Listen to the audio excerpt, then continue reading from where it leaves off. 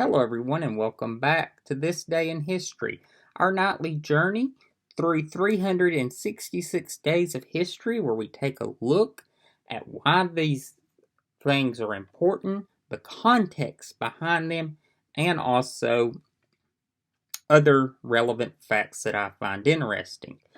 As always, please hit the subscribe button and the bell notification icon to be alerted anytime I post new content. And tell a friend. Please spread the word of the channel far and wide. And let's get started without any further ado. This day in history, January the 17th. And on this day, in 1998, a story broke on a website that at that time was a underground favorite of people that were involved in the news media, people that were involved in Republican politics. And it was called the Drudge Report. And Matt Drudge broke the story that the Newsweek had spiked a story by Walter Isaacson about Monica Lewinsky and Bill Clinton. And it blew up and consumed this country for the next 13 months. It led to the impeachment of Bill Clinton. He was acquitted by the Senate, but he was impeached by the House of Representatives. And it had a cascading effect. Clinton had been asked if he, under oath, if he had had a sexual relationship with a White House intern. He denied this. As we all know, that was a lie. It really, in my opinion, had two profound effects. One, it led to the rise of Republican right-wing media. Before this time, Rush Limbaugh, Fox News was gaining some steam. But with this, it exploded. And Matt Drudge became a millionaire. He runs one of the most successful websites on the web, the Drudge Report. Fox News is now the number one cable news channel in the world. So it really led to that. I think it led to some of the politics of personal demonization that we see today. I think that it also led to a denigration of the office of president that has resounding effects today, as obviously. We had two presidents that worked really hard to restore faith and integrity into the office, agree or disagree with their policies. I think everyone can agree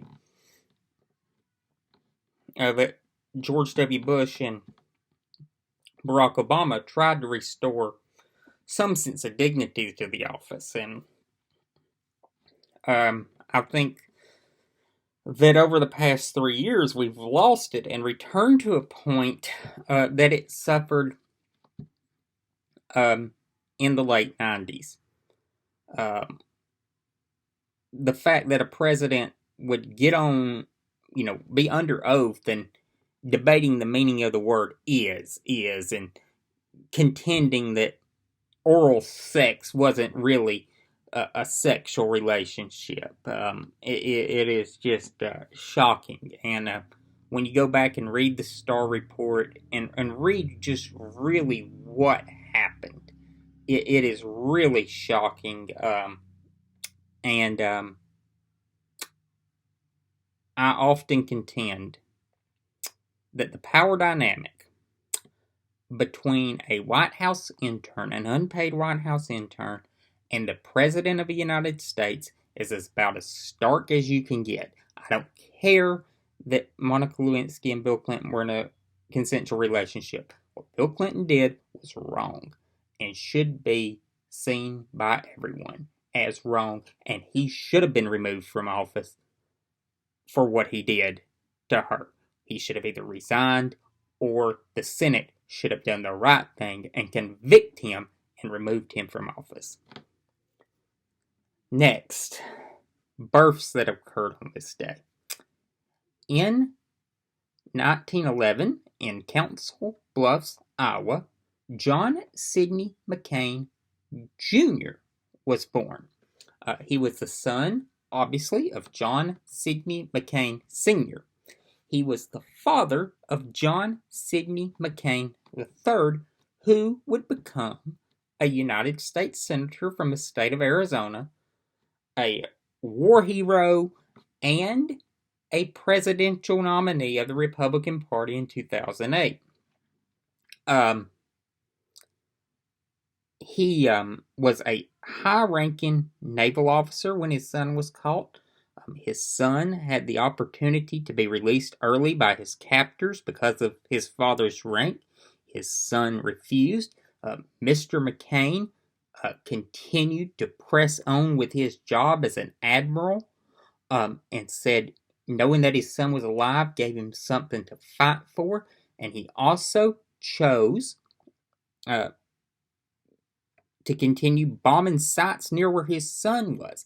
So his son could have been killed in bombing raids that he authorized.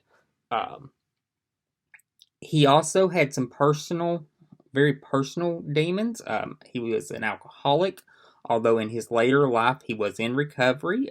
But John Sidney McCain III has been quoted as saying he believes that his father's hard drinking in his early life led to the heart attack that would ultimately claim his life. His wife, John McCain's mother, Roberta, is still alive. She is, I want to get this right, she is 107 years young. Yes, very impressive lineage there for the former senator from Arizona, and all-around American hero. Another birth that occurred on this day, I'm doing two births today. I usually do one, doing two, because it's kind of connected in a way. Although I doubt these two ever met. Their paths would cross, so to speak. In 1964, in Chicago, the future Michelle Obama was born. Miss Obama would go on to become the First Lady of the United States of America from 2009 until 2017. During the term of her husband, Barack Obama, as president. She is the mother of Sasha and Malia Obama. She herself is a very accomplished professional. She has degrees. And I want to get where Michelle has degrees from correct. I had it written down, but I want to get it absolutely correct. Princeton for her undergraduate and Harvard Law. She is just an amazing figure, regardless of what you believe about her politics. She talked about they go high, or they go low, we go high. She talked about her amazing friendship with her best friend, George W. Bush. I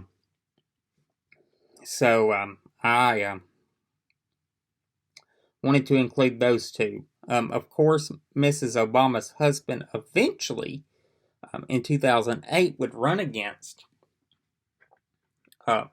McCain's son for the president. So that's how those two are connected.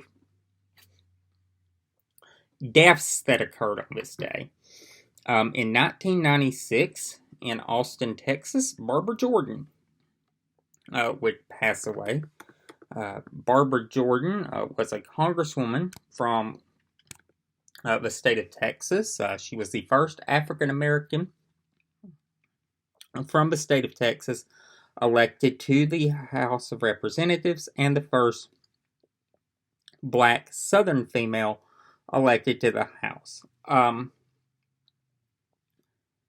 In 1974, during the House impeachment hearings on President Nixon, she was a first-term member, and she rose to fame for her eloquent opening statements and questioning during the hearings. She would become an icon in the House, well respected. Bill Clinton was a great admirer of her, and if it had not been for her poor health when Bill Clinton was president, it is reported that he wanted to nominate her to the Supreme Court.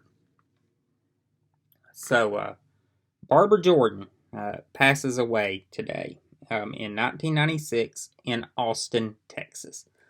As I said, in the coming weeks, we're going to have prediction videos for the primaries. My endorsement will be on Super Tuesday. Also, before the Iowa caucuses, I'm going to post how I would vote in Iowa. Because the caucuses are a little different than a primary. So I will see you all then. Till then, y'all have a great one.